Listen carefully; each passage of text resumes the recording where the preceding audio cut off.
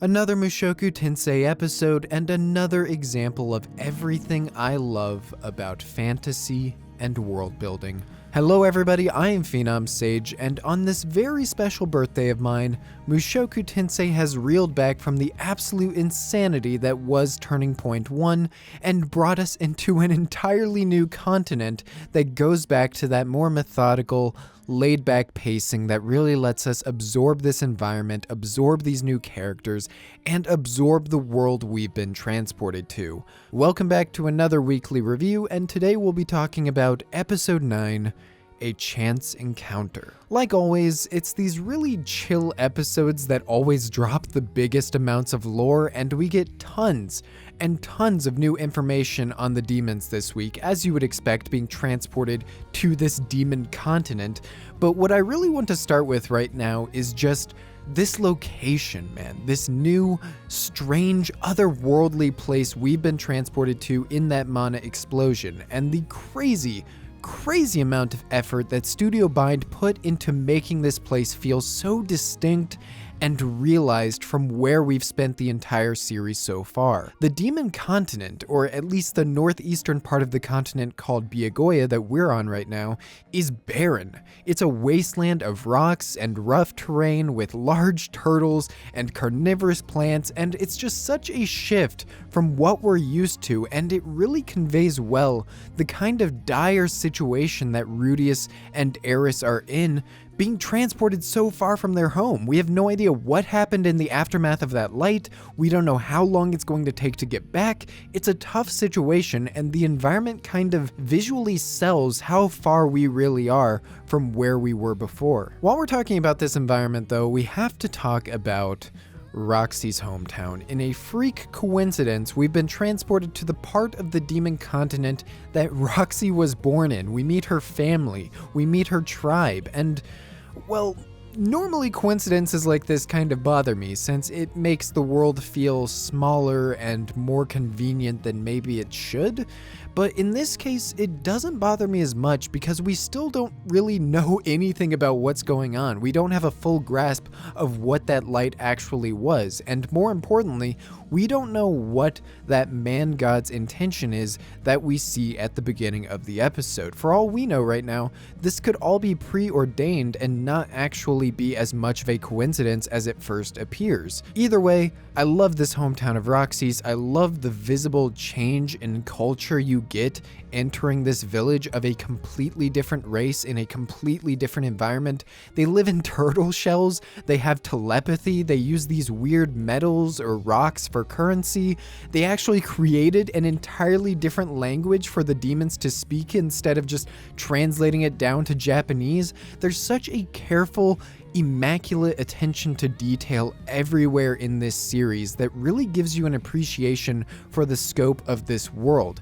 Like just the fact that only the elder of this village can talk in human, but the rest of them can only speak in demon god, is a really tiny, insignificant touch that a lot of people won't care about, and yet for me it brings this little village to life in an interesting way. One detail that I found especially interesting is that this particular tribe of demon called the Ruijerd have a lifespan of 200 years, whereas the other new companion we get this episode, which I will of course be talking about in a second, shows us that the Spear tribe of demons can live much longer than 400 years, since he's been around since the Laplace War. So that's kind of a huge disparity in lifespans between two of the same race. So I'm wondering, is there actually a reason for that longer lifespan, or is it just that's the way the world is? That's not unreasonable to me. I'm just really curious about if there is a reason or not. Either way, demon culture and lifespan aside, we have a new party member, boys, and he happens to be part of something that's been built up since episode 2.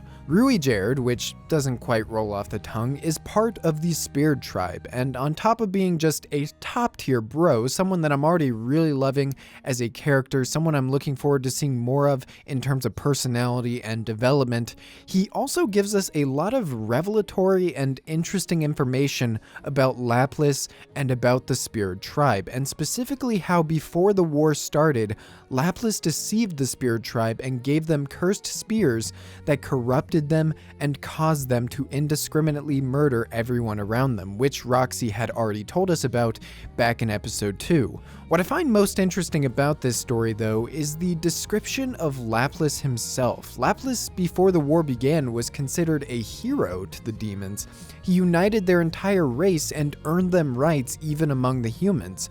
So one, this kind of kills my theory about Laplace being defeated multiple times throughout history because, well, he wouldn't be considered a hero if that was the case, so that means the two other heroes who were referred to about defeating Laplace alongside Prejudice really did just work alongside him, which makes me wonder, why is Prejudice and his 12 followers the ones who are getting all of the credit? Why don't we hear about these other two at all? Definitely food for thought, but the main question at this point for me is what would compel Laplace to do this to a race that he united in the first place? What does he stand to gain from any of that? And I'm going to put back on my theory crafting hat for this, but I wonder if Laplace needed to frame the spirit for something. Maybe he wanted the humans to war with the demons in the first place, which is why he united them and cursed this tribe who fought for him to incite this violence and create a war. To what end he wanted that war in the first place, I don't know, but it seems like something that does have some truth in it. And it's this episode where we really get a full grasp of how deeply rooted this prejudice and racism against the spirit actually is. Eris has a full-on meltdown at the mere sight of Ruijerd, and we knew this from the beginning, of course, but I wasn't expecting it to come back in the form of this new main character. They tie all of this into his backstory and into his motivation of wanting to repair the spirit's reputation among the world, and it's really endearing, it's really heartfelt, and it's a great way to make this character immediately likable, and that's reflected in Ruijerd as well. Like the other great moments in the show so far, Ruijerd sees parts of himself in these situations, in these other characters he meets, and I love the shot of when Ruijerd is talking about his past and his mistakes and regret, and you have this shot of real-world Ruijerd looking into the fire, considering his own regrets and his own loneliness, and it's what leads him to sympathize with Ruijerd and want to help him achieve his goal of repairing the spirit name. It's just really well done character writing, and I wonder what will actually come of all this. If you know the real world, racism and prejudice is incredibly difficult, practically impossible to really eliminate from the world. So can they actually do it? Can they repair the spirit's name at some point in the story? And what would it take to do that? I'm curious, I want to see them do it, but above all of that, I'm just really looking forward to seeing this new character come with us on this journey and just learn more about him as we go along. I mean, right now, there's already some mystery regarding when the village elder mentions that he had saved some other child 10 years ago. Who was that? Will we see them at some point? There's just lots of really nice, subtle details that hint at what's to come in the story. In spite of all this deep-rooted racism, though, I love that Eris just instantly gets over it, and Eris in general this episode, man, she continues being the best. She's so precious. I love how adventurous and full of wonder she is. I love the respect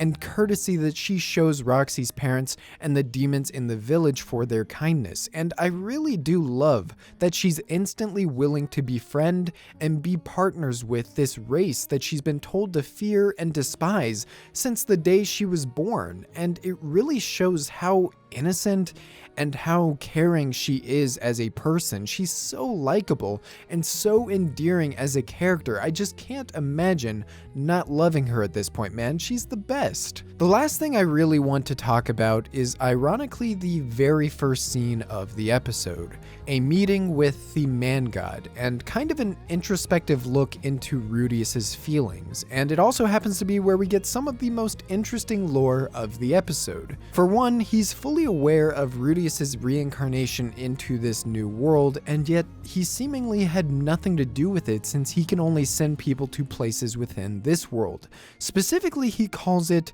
the six-sided world, which is a really bizarre and interesting name for the place we've been in this entire series, and it makes you wonder, what the name actually means. Is that the number of continents on this world? Is that the number of races that inhabit this world?